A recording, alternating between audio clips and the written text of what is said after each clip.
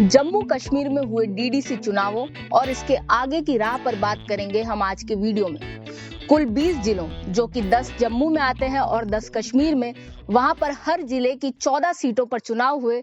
इस प्रकार कुल मिलाकर 280 सीटों पर चुनाव 25 दिनों के अंतराल में 8 चरणों में हुए। इनमें देखा गया कि मत प्रतिशत 50% से अधिक था और यह पिछले चुनावों की तुलना में काफी अधिक है। इसके अलावा जिन क्षेत्रों में सिंगल डिजिट में रहता था मतदान प्रतिशत, वहां भी यह डबल डिजिट तक पहुंचा है और 370 के उन्मूलन के बाद यह पहली लोकतांत्रिक प्रक्रिया थी जो कि सफल होती हुई नजर आ रही है। अब इसके परिणामों की 5 बड़ी बातें।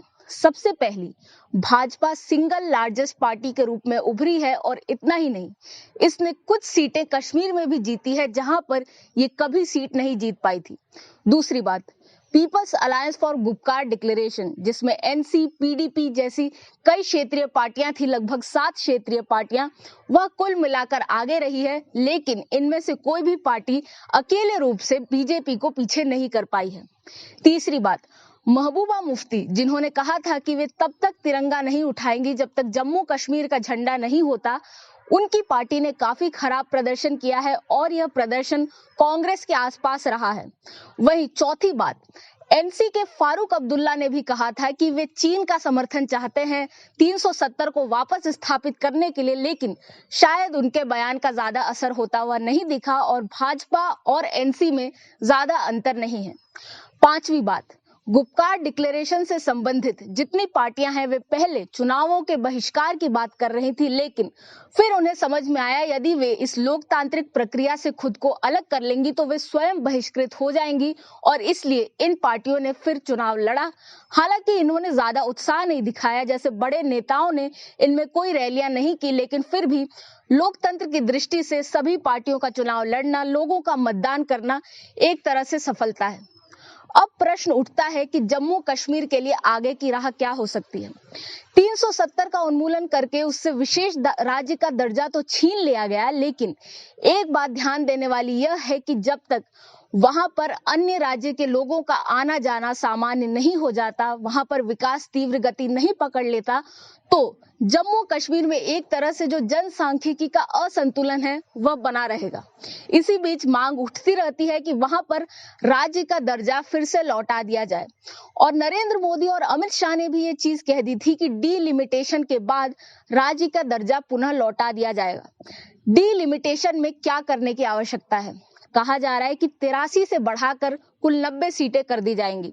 वर्तमान में जम्मू क्षेत्र में 37 सीटें हैं और कश्मीर में 46, लेकिन माना जा रहा है अगर हम जम्मू और कश्मीर को बराबर का दर्जा देना चाहते हैं तो दोनों में 45-45 का फॉर्मूला होना चाहिए।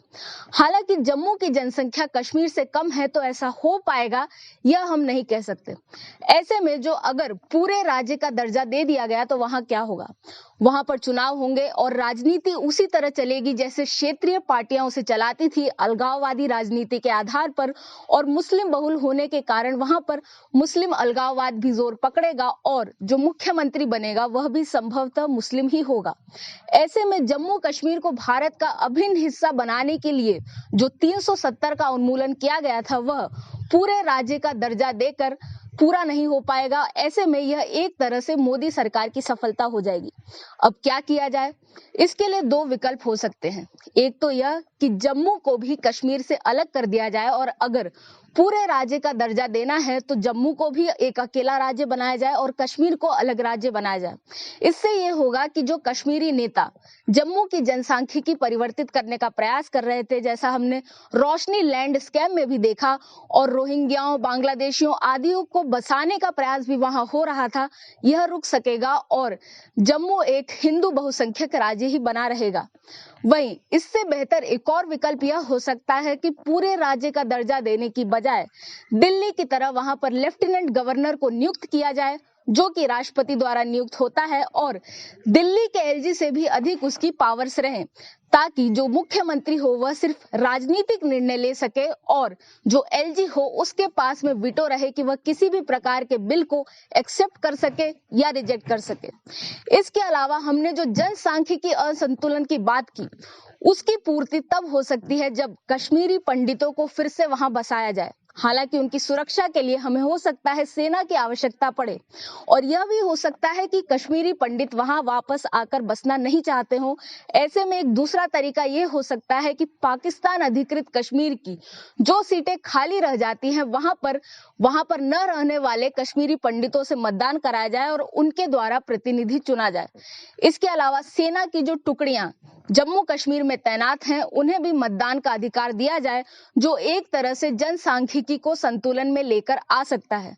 इसके अलावा जम्मू में विकास लाना काफी आवश्यक है, क्योंकि विकास के साथ ही भारत के बाकी लोगों का वहां पर आवागमन बढ़ेगा।